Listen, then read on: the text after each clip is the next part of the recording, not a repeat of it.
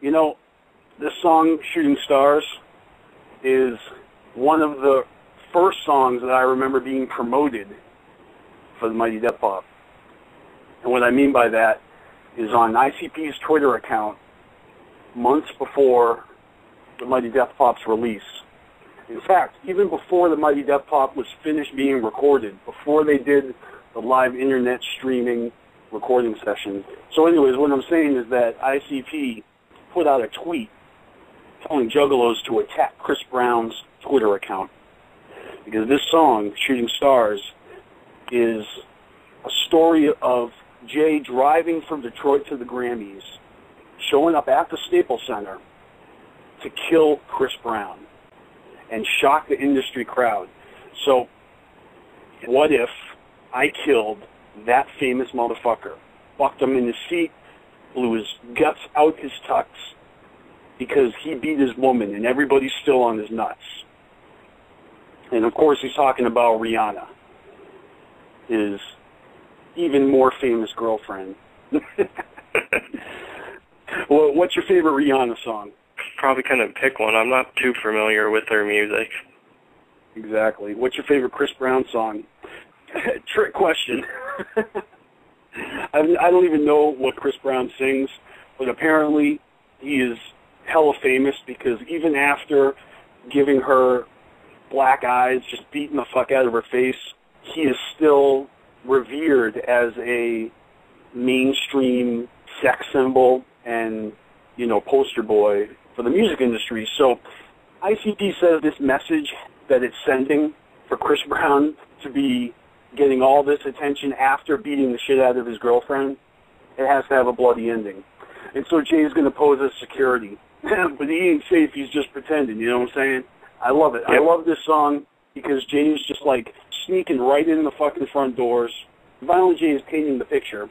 You got Bruno Mars on stage, live TV, and of course he slips in the little fun fact that Rihanna forgave Chris Brown, and of course he talks about how big business would cover up Chris Brown's dead hookers, but the underground doesn't approve of this shit. And so as everybody stands up to applaud Lady Gaga's performance, because remember, we're at the fucking Grammy Awards, so Lady Gaga is probably wearing a nutsack outfit, and everyone's clapping.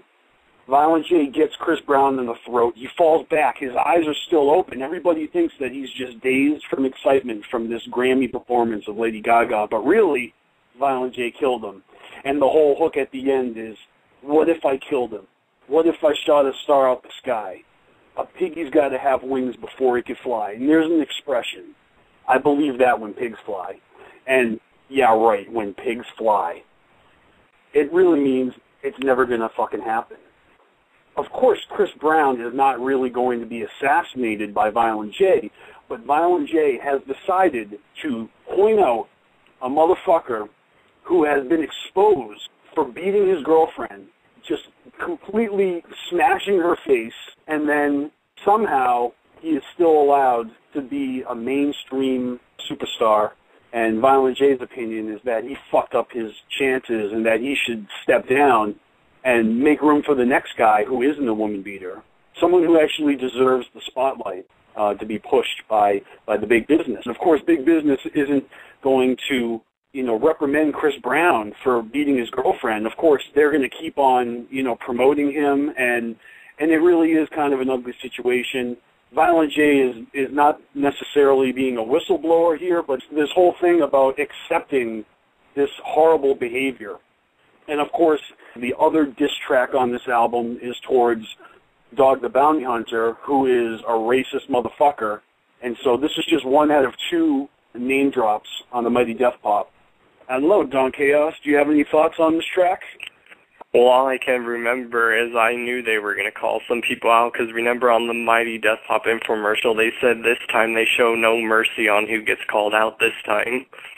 That's right, they said that on the infomercial. See, I just remember ICP calling out Chris Brown and attacking him on Twitter, and then, you know, he had made it clear that he was against Dog the Bounty Hunter as well. It's not like we didn't see this coming. ICP made it be known how they felt about Chris Brown and Dog the Bounty Hunter as they were probably writing these fucking songs.